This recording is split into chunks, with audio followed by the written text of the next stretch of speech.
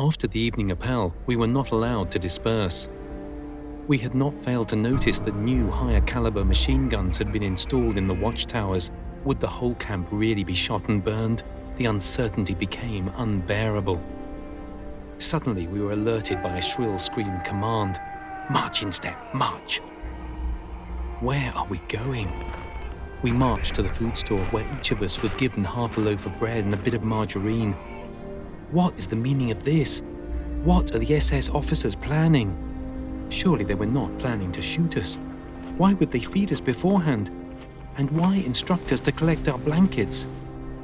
In response to our questions, the block elder explained that soon we would have to embark on a long march on foot.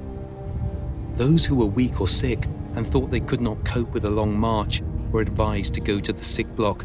They were given permission to remain behind in the camp. Some went, but some, mortally afraid to remain behind and be shot, as the Germans often did, mustered all their strengths as they tried to mingle among us. Finally, the command came.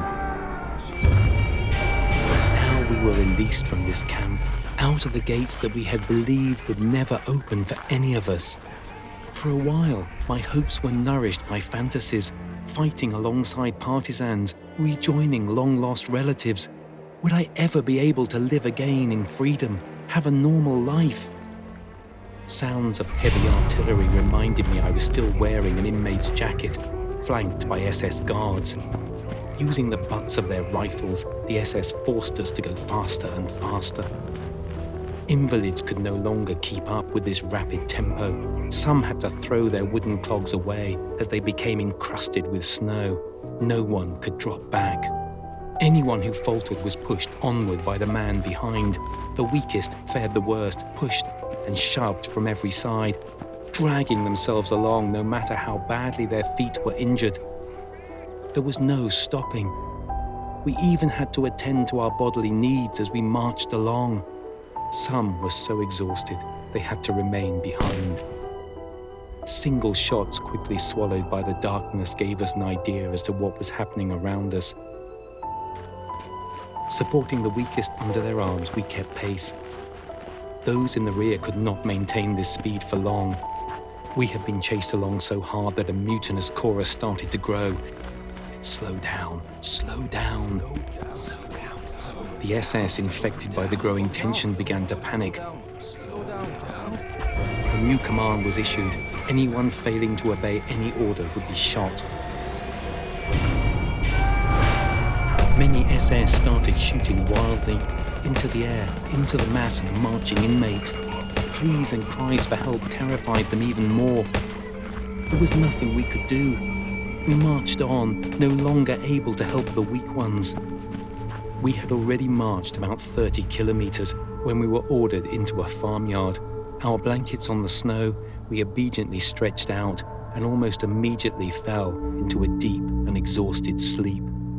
The penetrating dampness of the snow, transformed into ice-cold water by our body heat, woke us up. We tossed and turned restlessly as the cold penetrated our bones through our thin and torn uniforms. As the next day dawned, I realized how painful my limbs had become. How much longer could I keep marching? Would my body hold up through another day of marching? Not given any food, we continued our march nevertheless. Where were we going? Would it be another camp? Or were we being marched aimlessly to be killed at a mass grave somewhere? For some time we were not the only ones marching. The road overflowed with a pushing, shoving, heaving human mass. No one took any notice of us, totally indifferent to our fate. Muffled sound of rifle shots punctuated the silence, and it was as if each time our hearts were pierced. Again, a comrade became detached from the column. Again, another human life was extinguished and lay mute at the wayside.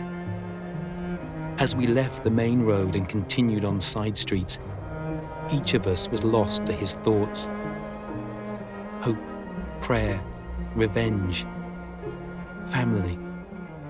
Contemplating our future, each was holding on to whatever humanity he had left. And as the January day grew darker, so did our march into the long night.